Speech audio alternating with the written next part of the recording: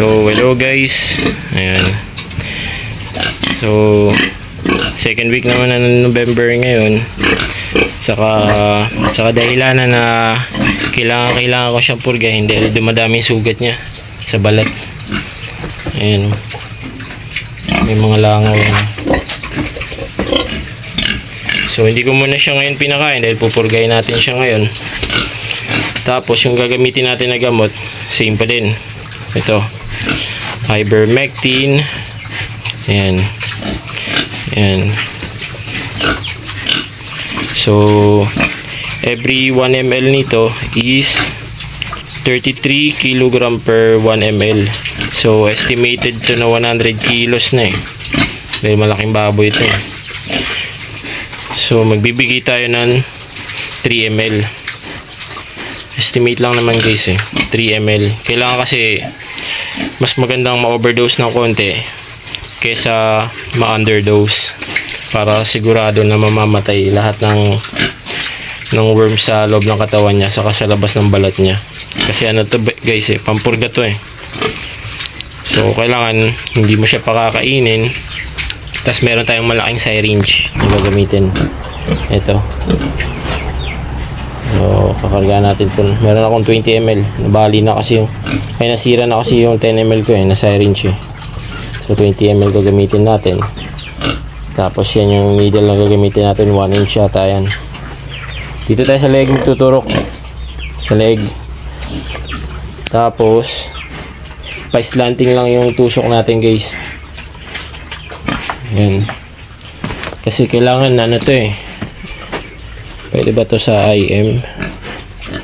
Ang pagkakalam ko, ayan o. Not for IM or IB.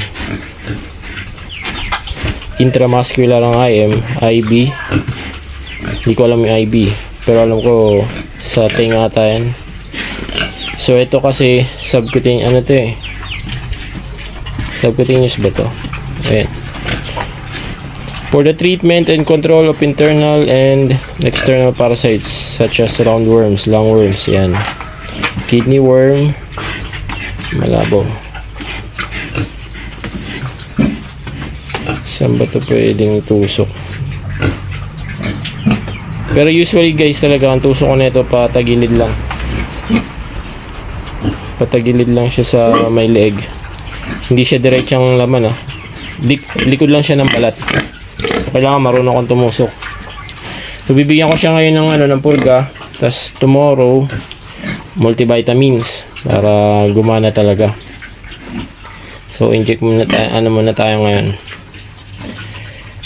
Magkakarga muna ako ng gamot tapos saka ko itutusok sa kanya.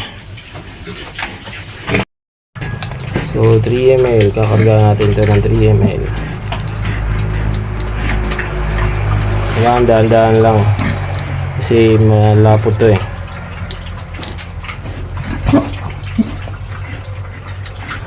Hindi ba? 1, 2, 3 and dito.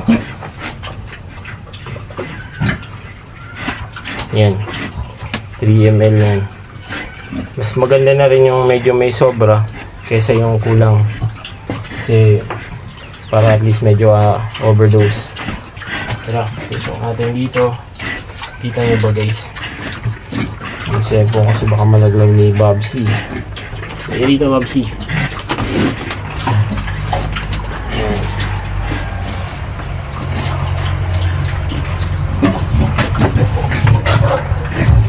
Okay. Yun. Tagilid lang yan. Ubus na. So ganun lang yan guys. So yun guys, after nyo maturok, ito yung pinagtusukan natin oh. Ayan oh. Massage nyo lang ng bagya. Ayan.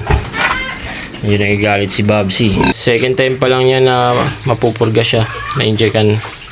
Sa pangalawang beses niya pa lang yan. Kaya medyo hindi pa siya sanay. Nung unang purga ko sa kanya kasi nung nagpalit ako ng feeds, yung grower stage na siya. Tapos ngayon na ayan, dahil nga sabi ko nga i-ready na natin siya, gagawin na natin siya inahin. So kailangan purgayin natin siya. Tapos hangga't maaari, checkin natin yung mga dede niya. Kung may bukol, kung may makakapakang bukol. Or di kaya mag-antibiotic ka na lang para sure na wala siyang sakit. Kailangan kasi yun guys, napaka-importante nun para sa pagbubuntis niya wala kayong magiging problema. Wala siyang bulate, walang kagaw yung mga biik sa loob ng tiyan niya. Saka walang masakit sa katawan niya, hindi siya magkakasakit yung inahin natin. Yan. So bukas, vitamins naman tayo. Multivitamins tuturok natin sa kanya. Tignan natin kung ano available na multivitamins dun sa bahay. Pag wala naman, baka bumili na lang tayo ng powder. Pero mas maganda kung ano, injectable. Kasi direkta sa katawan niya yun.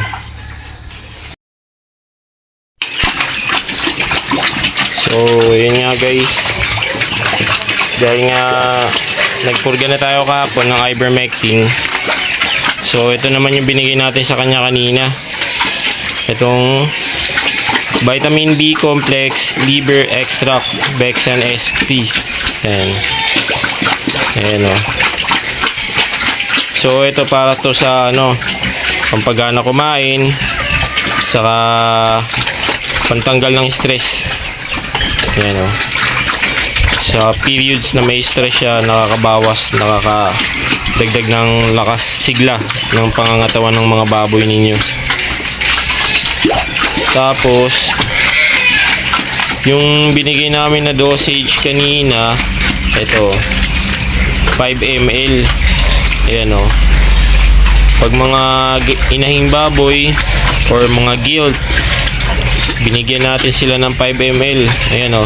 Before breeding nakalagay, ano, saka after farrowing bibigyan natin yan sila.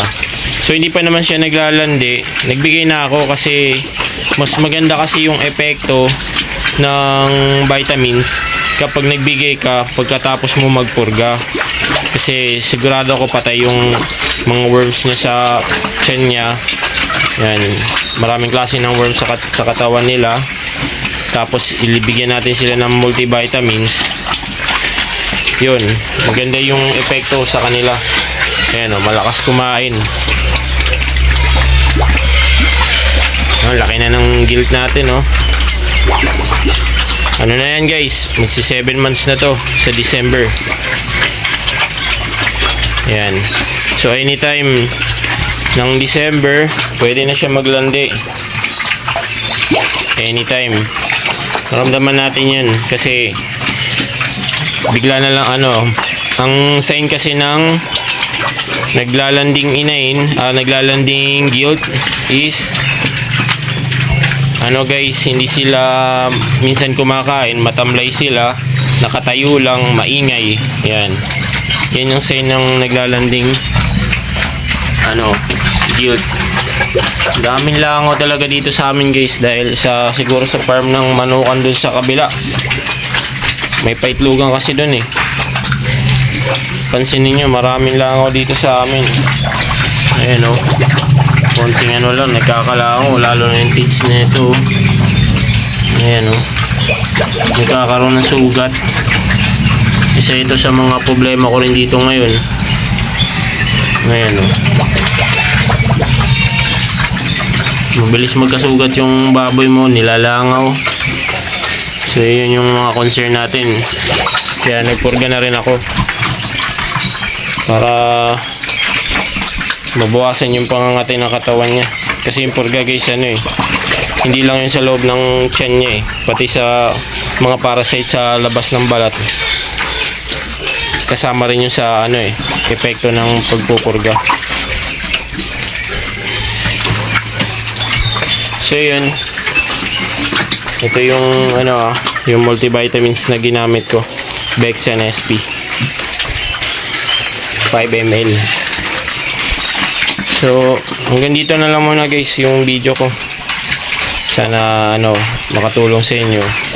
Share ko yung ginagawa ko dito na practice sa farm ko. Thank you.